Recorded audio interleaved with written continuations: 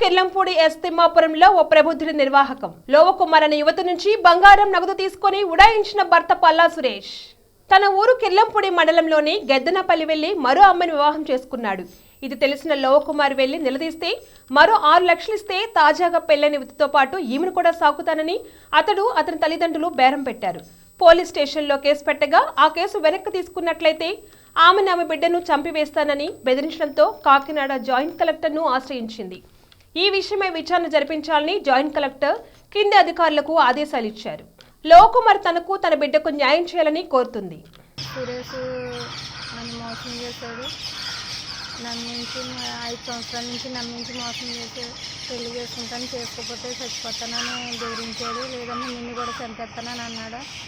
తర్వాత డైవర్స్ తీసుకొని హైదరాబాద్ తీసుకెళ్ళాడు. హైదరాబాద్ తీసుకొని వెళ్ళాక పెళ్లి చేసుకున్నాము. అక్కడ ఇద్దరునే 3వ నెల 15వ తారీఖుని పెళ్లి చేసుకున్నాం. ఇద్దరునే చేసుకున్నాక 3 రోజులు 4 రోజులు ఉన్నాక తీసుకొని నేను మా అమ్మ నాన్నని ఒప్పించేస్తానని వచ్చాడు. వచ్చాక తర్వాత సరే కదా వాళ్ళ అమ్మాలనే కదా ఒప్పిస్తాడా అలాగని నేను నమ్మి పంపించాక ఇంకా అతను ఏం చేశాడో నాకు తెలియదు. ఒక 4 రోజులు ఫోన్ చేయడం మానేశాడు. 26ని పెళ్ళని తెలియలేదు నాకు. తర్వాత పెళ్లి చేసుకున్నాక నాకు 5 రోజులు పోయాక తెలిసాక నేను ఇంటికి వచ్చాను. హైదరాబాద్ నుంచి వచ్చేసాను. హైదరాబాద్ నుంచి వచ్చి గొడవ పెట్టాను. ఆ చిన్న రాజన్న అతనితో మాట్లాడాను. ఇతనితో కూడా నన్ను ఇలా మోసం చేశాడని అడిగాను. అడిగితే అలాగే ఇలాగని నచ్చి తెప్పించి కాకినాడ పంపించారు. కాకినాడ పంపించాక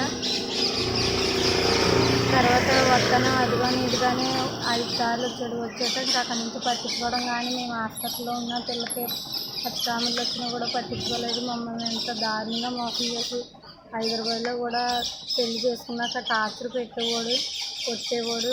తాగి బాగానే అలాగా ఇలాగని డబ్బులు 6 లక్షల రూపాయలు తీసుకున్నాడు. తీసుకున్నాక ఇంకా 6 లక్షలు కావాలని నన్ను ఇది చేశారు. వాళ్ళ ఇంట్లో కూడా కొట్టడానికి కూడా చూశారు. వాళ్ళ ఇంట్లో చంపేస్తామని పాపనే నన్ను ఎక్కడ కనిపిస్తే అక్కడ చంపిస్తానని అని బెదిరించారు. పెద్దల్లో పెట్టాక కూడా అక్కడ కూడా అలా కొట్టడానికి మీదకి వచ్చారు వాళ్ళ ఇంట్లో.